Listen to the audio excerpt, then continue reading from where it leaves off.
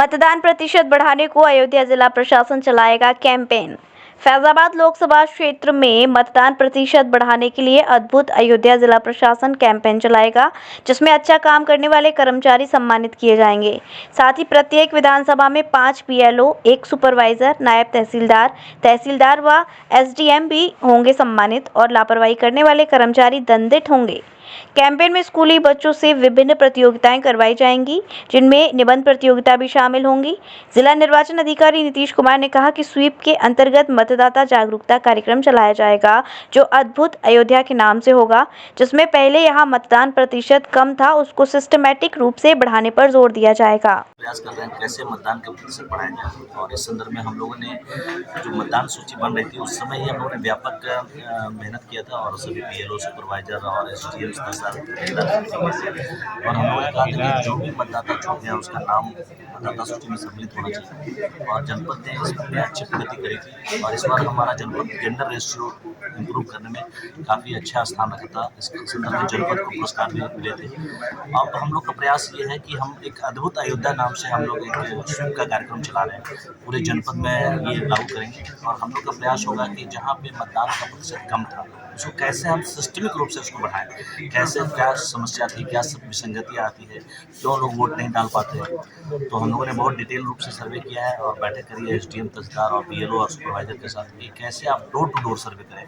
हर एक गाँव में हर एक बीएलओ अपने घर घर जाके सर्वे करेंगे कि उनके पास मतदाता सूची के अनुसार उनका एपिक कार्ड बना हुआ है कि नहीं, एपिक कार्ड उनको मिल गया कि नहीं, अगर नए लोग जो पात्र हैं उनका एपिक कार्ड बना उनको मिला है कि नहीं, वो भी सर्वे होगा।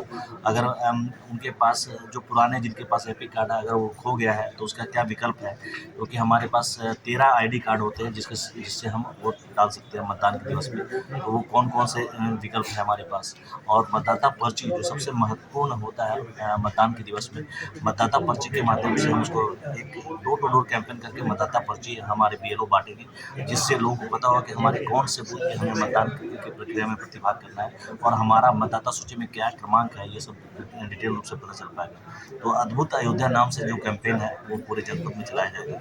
और चूंकि अयोध्या आप जानते हैं कि अद्भुत है, यहाँ सब कुछ अद्भुत हो रहा है, तो हमारा जो वोटिंग परसेंटेज भी अद्भुत होना चाहिए। और ये डोर टू डोर कैंपेन करके और एक वास्तविक रूप से जो हम लोकतंत्र को जीवंत बना सकते हैं, इसी उद्देश्य के तहत हम लोग कार्य करेंगे।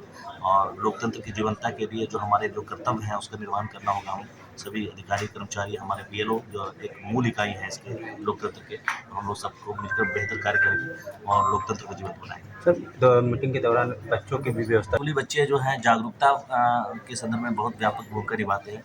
जो स्कूली बच्चे हैं चूँकि 18 से कम होते हैं, उसके बावजूद भी वो अपने क्षेत्रों में काफ़ी उसका व्यापक प्रभाव होता है कि अपने गार्जियन को लोकतंत्र के कर्तव्य बोध के बारे में बताएं।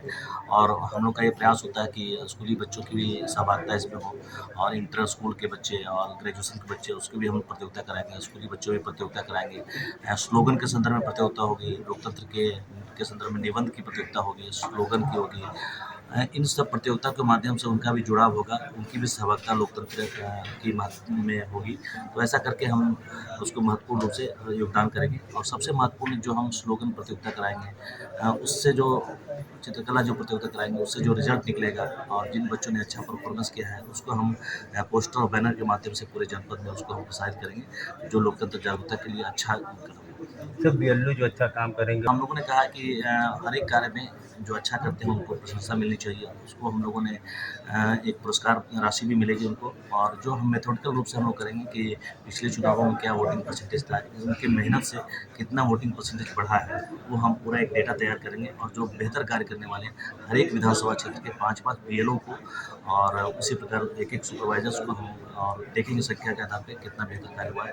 और उसी प्रकार एसडीएम और तहसीलदार और नायब तहसीलदार को भी हम लोग पुरस्कृत करेंगे जो बेहतर काम करेंगे। और जो अच्छा कार्य नहीं करेंगे, लापरवाही करेंगे, तो उनको उसी प्रकार से दंड देंगे। सर, वोटिंग के दौरान जैसे व्यवस्था है जो कि 85 साल से अधिक है और जो दिव्यांग हैं, अगर वो उनके समस्या बहुत गंभीर प्रवृत्ति की है तो उनके लिए पोस्टल बैलेट की व्यवस्था होती है, लेकिन वो उसका कम से कम प्रयोग किया जाता है तो ज़्यादा अच्छा है। क्योंकि लोकतंत्र जो है हमारा एक पर्व है और एक गर्व की अनुभूति होती है जब हम मतदान केंद्र पहुंचते हैं और उसमें एक फेस्टिव सीजन का माहौल होता है और जब वहां आते हैं तो उनको एक गर्व की अनुभूति होती है। मुझे लगता है कि आपने देखा होगा पिछले वर्षों में भी जब मतदान की प्रक्रिया होती है तो एक जो 100 साल के लोग हैं, 110 साल के लोग अगर आते हैं तो उनको एक गर्व की अनुभूति होती है और उससे हमारे समाज को एक मार्गदर्शन भी मिलता है। तो मेरा प्रयास होगा, हम लोग सभी का प्रयास होगा कि वो मतदान केंद्र पर आकर वोट डालें और जो असमर्थ हैं तो उसमें हम लोग जो विकल्प है उसका प्रयोग किया जाए। सर आखिरी सवाल, अति संवेदनशील क्षेत्र को लेकर क्या कहा?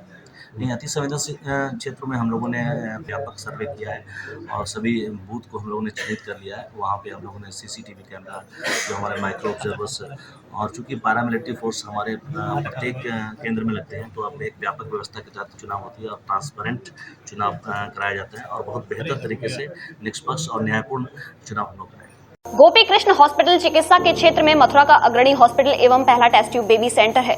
IVF में 70% सफलता, स्त्री रोग विभाग में high risk delivery, caesarean operation, hysterectomy आदि बेहद अनुभवी एवं क्वालिफाइड लेडी डॉक्टरों द्वारा किए जाते हैं। हड्डी रोग विभाग की एडवांस यूनिट जहां पर जोड़ प्रत्यारोपण यानी कि घुटना रिप्लेसमेंट, कूल्हा रिप्लेसमेंट, रीढ़ की हड्डी के ऑपरेशन एवं फ्रैक्चर होने पर प्लास्टर, सरिया या प्लेटिंग आदि की सर्जरी की जाती है। हर प्रकार की जनरल सर्जरी एवं दूरबीन विधि से हर प्रकार के लेप्रोस्कोपिक ऑपरेशन, बच्चों के हर प्रकार के रोगों का इलाज हॉस्पिटल NABH से मान्यता प्राप्त है। मॉड्यूलर